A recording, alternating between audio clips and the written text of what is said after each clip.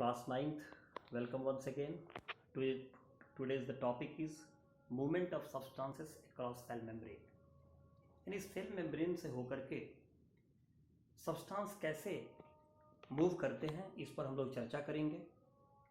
तो मेनली दो मेथड आप किताब में देखे होइएगा, एक डिफ्यूज़न, दूसरा ऑस्मोसिस। तो ये काफ़ी महत्वपूर्ण ये टॉपिक है दोनों। At first we try to see diffusion. The movement of molecules of a substance from higher concentration region to lower concentration region until they spread out evenly। यानी कि हायर कंसंट्रेशन रीजन से lower concentration region की तरफ molecules का movement होना उस समय तक जब तक कि दोनों में इक्वल कंडीशन न बन जाए, ऐसे प्रोसेस को हम लोग डिफ्यूजन कहते हैं। लेकिन दरअसल ये मेनली अगर देखा जाए तो ये गैसों के लिए अगर है, लिक्विड्स के लिए भी है, लेकिन स्पेशली गैसों के लिए हम लोग देखते हैं। अब इसी से रिलेटेड एक क्वेश्चन दिया गया है, एनसीईआरटी में दिया गया होगा, और ये बहुत इंपॉर्टेंट क्वेश्चन है, कई बार एग्जाम में पूछा गया है और पूछेगा भी कि O2 और CO2 हमारे सेल के अंदर कैसे मेंटेन रहते हैं। How are CO2 and O2 maintain in the cell. तो ये काफ़ी इंपॉर्टेंट टॉपिक है, क्वेश्चन है, समझना है। अब देखिए इसको CO2 and O2 are able to diffuse freely across the membranes. ये जो CO2 की बात किया जाए या ऑक्सीजन की बात किया जाए, दोनों इस कदर होते हैं, ऐसे इनकी कैपेबिलिटी है कि ये सेल मेम्ब्रेन को क्रॉस कर सकते हैं या आर पार कर सकते हैं। The living cell produce CO2 as end product of metabolism। किसी भी लिविंग ऑर्गेनिज्म के सेल के अंदर जो मेटाबॉलिक एक्टिविटीज होते रहता है, उसका एंड प्रोडक्ट CO2 बनता है। This CO2 accumulates in higher concentration in the cell। अब जरा सोचिए, जब सेल के अंदर हर प्रोडक्ट का एंड यही CO2 बन रहा है, तो धीरे धीरे सेल के अंदर क्या होगा, CO2 की मात्रा बढ़ेगी। तो जब CO2 का क्वांटिटी बढ़ते चला जाएगा तो मतलब साफ है, सेल के अंदर CO2 हायर कंसंट्रेशन बना रहा है। CO2 is a cellular waste and must be excreted out by the cell. और CO2 कोई फायदा का तो चीज़ है नहीं, जैसा कि आप जानते हैं, सेलुलर वेस्ट है, और वेस्ट कभी भी किसी भी लिविंग बीइंग के अंदर आने की जरूरत है नहीं, उसको तो शरीर से या सेल से बाहर करना ही पड़ेगा। The concentration of CO2 is lower in the external environment of the cell as compared to the inside cell। देखिए, सेल के अंदर में जो CO2 की मात्रा है, उससे तो निश्चित रूप से कम मात्रा ही सेल के बाहर है। इसका मतलब है कि सेल के बाहर बन रहा है लोअर कंसंट्रेशन लेवल, और सेल के अंदर बन गया हायर कंसंट्रेशन लेवल।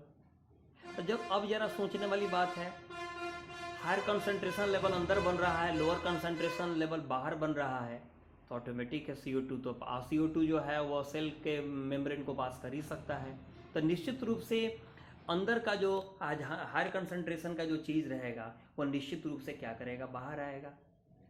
तो यही डिफ्यूजन के माध्यम से अंदर वाला CO2 क्या होता है, बाहर चला आता है।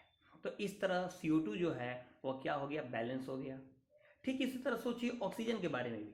सेल के बाहर जैसे जैसे सेल के अंदर ऑक्सीजन का यूज होते चला जाएगा, ऑटोमेटिक है सेल के अंदर ऑक्सीजन का कंसंट्रेशन क्या हो जाएगा, लोअर, और सेल के बाहर क्या हो जाएगा, हायर।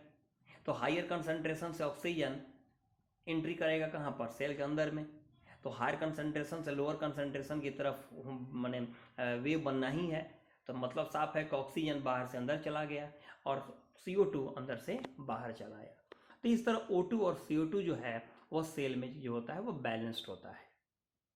निश्चित रूप से ये क्वेश्चन आते रहता है, इसको बढ़िया से समझ लेना है। अब है ऑस्मोसिस। कहता है द पासेज ऑफ वाटर और solvent from a higher concentration region through a semi permeable membrane to a low concentration reason.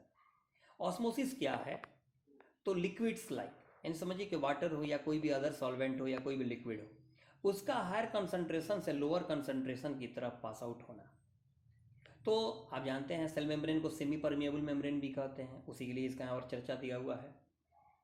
तो यानी कि हमारे सेल मेम्ब्रेन से हायर कंसंट्रेशन वाले, यानी कह सकते हैं आप, एक सेकंड में ऐसा समझिए कि ऑस्मोसिस एक ऐसा प्रक्रिया है जिसके द्वारा लिक्विड्स या जो वाटर हो या अगर सॉल्वेंट हो, वो हायर कंसंट्रेशन रीजन से लोअर कंसंट्रेशन रीजन में एंट्री करता है, सेल मेम्ब्रेन को पार करके वो पहुंच जाता है हायर से लोअर में। जैसे कि एग्जांपल के तौर पर देखिए, absorption of water by roots. अब देखिए रूट्स जो है वो मिट्टी के अंदर चला गया, मिट्टी के अंदर जो पानी का जो मात्रा है, क्वांटिटी है, वो तो बहुत ज़्यादा है। ऑटोमेटिक है कि मिट्टी के अंदर क्या हुआ, हायर कंसंट्रेशन रीजन बना वाटर का, और उसके कंपैरिजन में रूट के अंदर अगर बात करते हैं तो लो कंसंट्रेशन लेवल है। तो हायर कंसंट्रेशन से लो कंसंट्रेशन में ही तो वाटर या किसी लिक्विड का पास आउट होना ही है। तो यही जो है लिक्विड का हायर कंसंट्रेशन से लोअर कंसंट्रेशन में एंट्री करना, यही कहलाता है ऑस्मोसिस। तो जितने भी रूट्स हैं, जितने प्लांट्स के रूट्स हैं, वो सभी के सभी ऑस्मोसिस मेथड से ही वो वाटर को एब्जॉर्ब करते हैं। तो डिफ्यूजन एंड ऑस्मोसिस, ये दो चीज़ जाने आप, जिसके कैसे मेनली याद रखना है। देखिए ऑस्मोसिस क्या है, वो स्पेशल टाइप ऑफ डिफ्यूजन ही है, लेकिन स्पेशली आपको थोड़ा ज़्यादा समझने के लिए और थोड़ा याद रखने के लिए समझना है कि डिफ्यूज़न जनरली हम लोग गैसों के लिए पढ़ते हैं, ऑस्मोसिस जनरली हम लोग लिक्विड के लिए पढ़ते हैं। थोड़ा देर के लिए अगर ऐसा आप समझ लीजिएगा तो आपको याद रहेगा। ठीक है, फिर इसके और भी टाइप्स पर हम लोग चर्चा करते हैं। ओके।